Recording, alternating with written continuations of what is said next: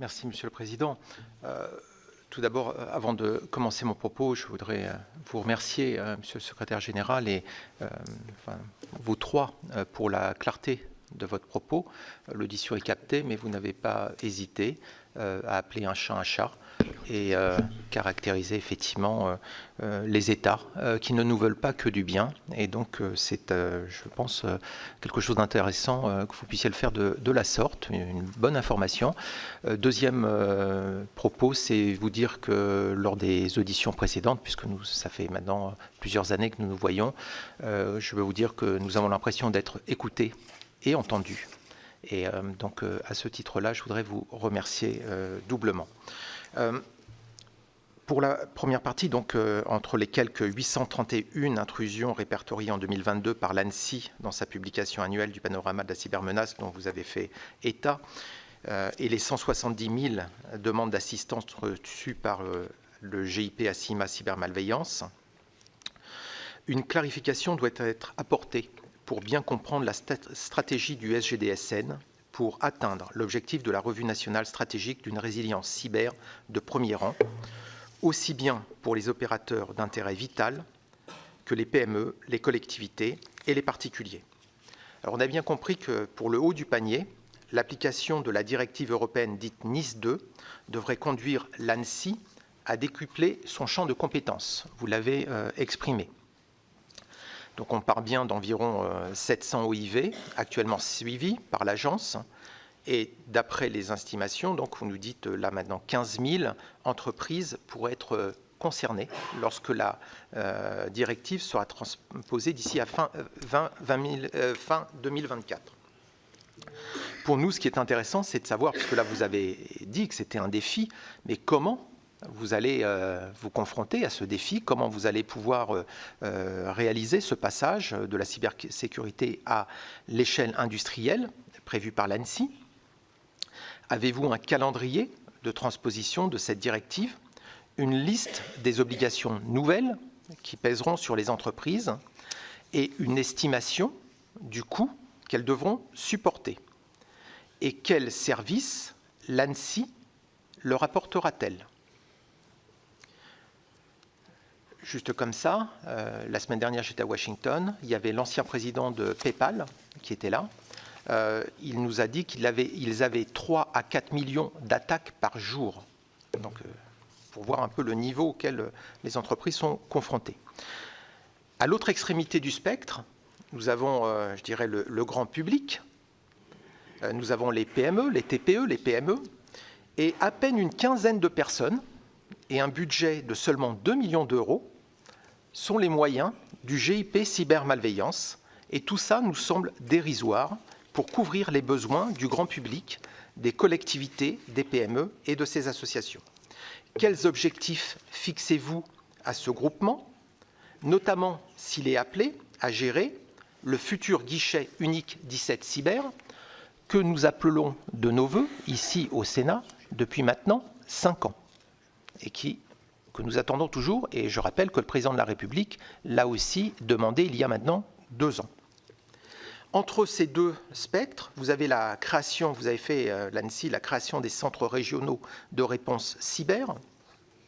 Ils ont été encouragés, financés dans le cadre du plan de relance. Leur montée en puissance est lente. Leurs services sont très inégaux d'après les remontées de terrain.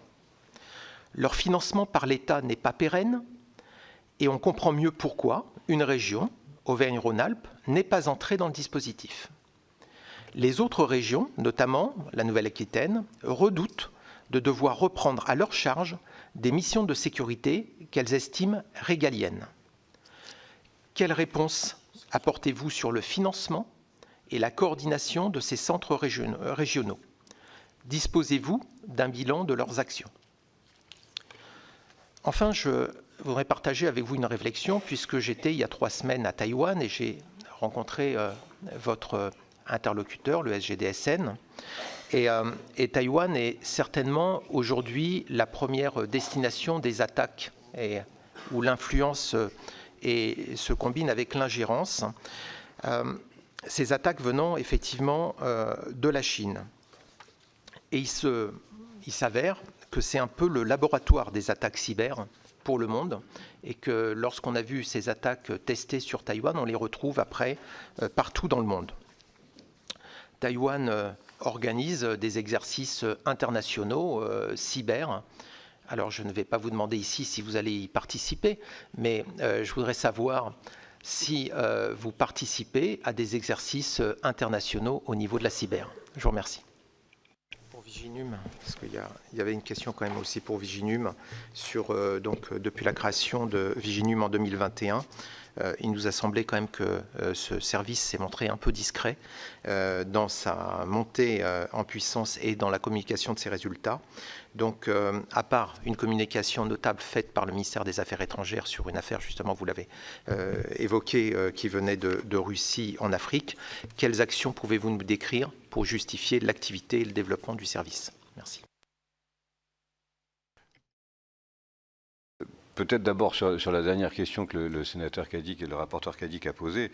Viginum, effectivement, a été discret. Alors, il l'a été en plus pendant la période de la campagne présidentielle et c'était très volontaire puisque nous étions, j'allais dire, non pas au service de l'État, mais d'abord au service du juge de l'élection. Donc, nous rendions compte à ce moment-là au Conseil constitutionnel, à la Commission nationale de contrôle de la campagne électorale en vue de l'élection présidentielle et à l'ARCOM de tout ce que nous voyions, de tout ce que nous détections, et nous ne bougions plus une oreille, si je puis dire, en attendant que le juge de l'élection décide ou pas d'en parler ou d'intervenir. Et nous n'avons révélé au grand public, si je puis dire, l'opération BEFS, qu'après les élections, avec l'accord du Conseil constitutionnel, pour pouvoir permettre aux journaux de savoir ce qui s'était passé à cette époque-là. Mais tout au long des investigations et des relevés que nous avons eus sur cette affaire et sur d'autres, nous avons chaque fois, j'allais dire presque chaque soir, fait passer par motard au Conseil constitutionnel et au Palais Royal, enfin aux deux, l'ensemble des éléments que nous pouvions avoir sur ce sujet. Donc on pourra vous donner un peu plus d'éléments sur ce point. Ce que nous souhaitons en tout cas sur Viginum maintenant, c'est développer le travail académique avec les think tanks, avec les universités, pour pouvoir exploiter l'ensemble des informations que nous avons et travailler aussi sur un aspect éducatif vers le grand public. Et je reviens sur ce que vous disiez tout à l'heure, à la fois sur les aspects cyber, mais aussi sur les aspects manipulation de l'information. Il est absolument indispensable que nos concitoyens sachent ce qu'ils voient sur Internet ou autre. Pour nous, la question de fond, ça n'est pas de dire ça c'est vrai, ça c'est faux. Je ne suis pas légitime pour le faire. Et en plus, si je le disais, les gens comprendraient le contraire, ou voudraient croire le contraire. Donc, franchement, c'est simplement pour pouvoir expliquer aux gens que quand ils pensent parler avec leurs voisins de Valenciennes, de Carpentras, de La Rochelle, en fait, non.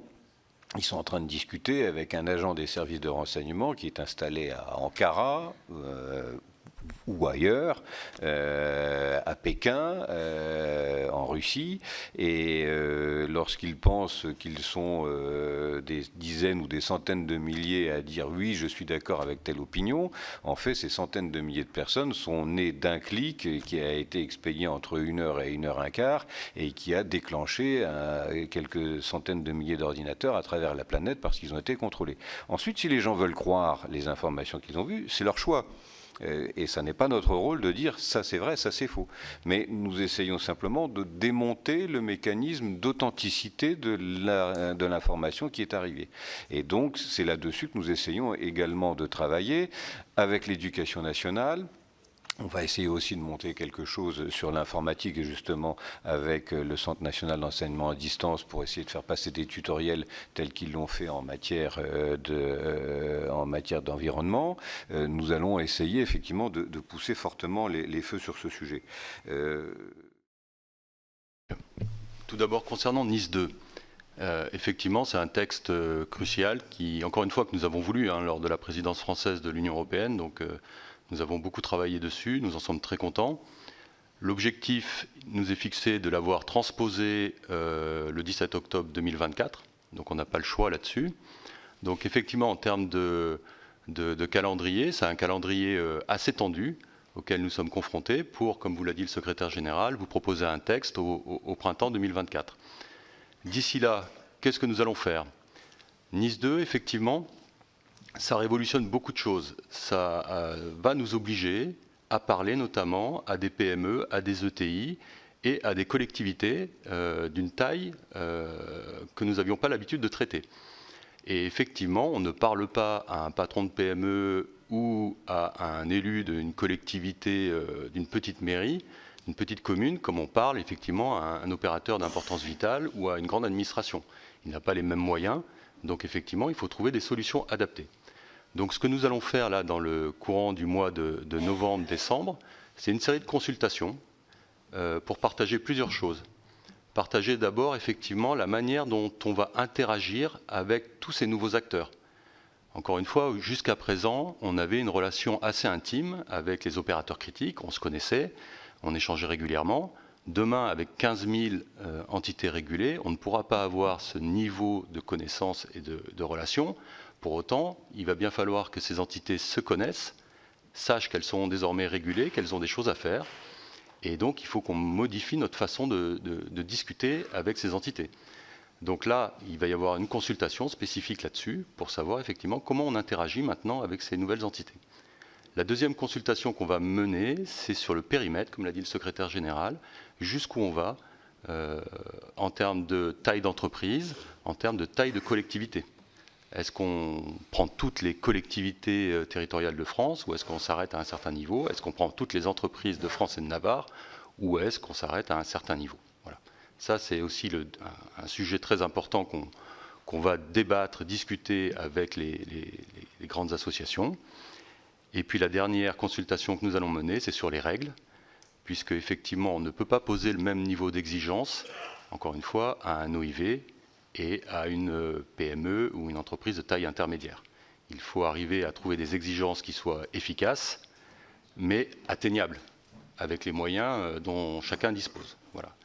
Donc l'idée n'est pas pour nous de faire tout ça en chambre, hein, encore une fois, mais bien d'avoir une série de consultations, 3 consultations, pour arriver à avoir un débat constructif et à nous faire progresser. Parce que très honnêtement, c'est un sujet très nouveau pour nous, et on est loin de prétendre d'avoir la vérité sur ces questions-là, quoi.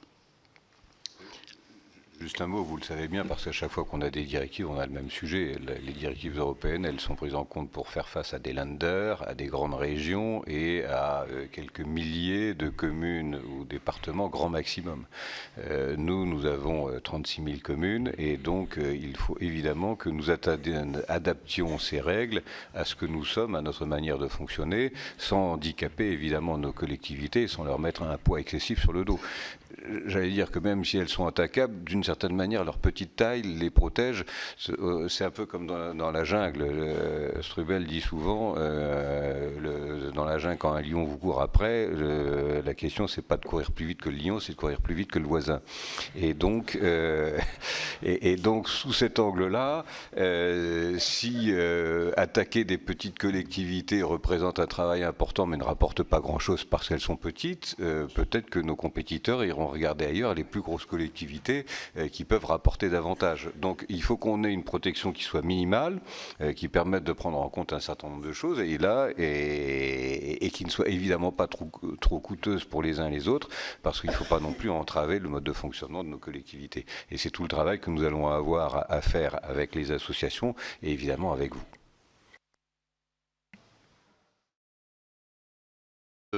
Le dispositif cybermalveillance, les 6 heures régionaux, les 6 heures sectorielles. Aujourd'hui, notre objectif, c'est que chaque victime d'attaque cyber ait au moins un interlocuteur, un intervenant à sa disposition. C'est ça notre objectif. Et on en est encore très loin. Aujourd'hui, on n'a pas assez d'acteurs locaux, régionaux, qui permettent effectivement d'apporter des réponses à des TPE, des particuliers, des associations, des collectivités. Voilà. Donc, on est très loin d'arriver à faire un jardin à la française, si vous voulez, comme dit mon directeur général. Aujourd'hui, notre enjeu, c'est d'arriver à faire pousser des arbres dans notre jardin.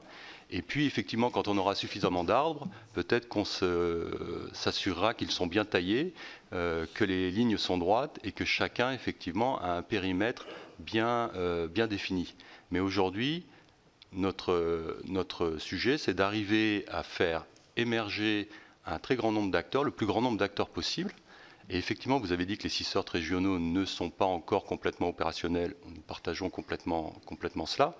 Mais nous sommes dans une phase d'accompagnement de ces 6 sortes régionaux pour nous assurer qu'ils deviennent très rapidement le plus opérationnels possible et qu'ils soient effectivement le plus efficaces possible sur leur région pour nous permettre effectivement d'avoir une réponse aux victimes de cette région. Donc nous sommes vraiment sur une approche de montée en puissance avec peut-être que dans 10 ans, on se posera des questions de périmètre extrêmement précises à traiter, mais aujourd'hui, ce n'est pas encore le sujet, quoi. Et j'ajoute que le ministère de l'Intérieur, avec la gendarmerie, la police, a mis en place un service à compétence nationale et toute une organisation qui est destinée à venir aider les collectivités locales et les particuliers, et notamment à lutter contre la cyberdélinquance. Mais là, je vous renvoie à mon ancien patron. Mais...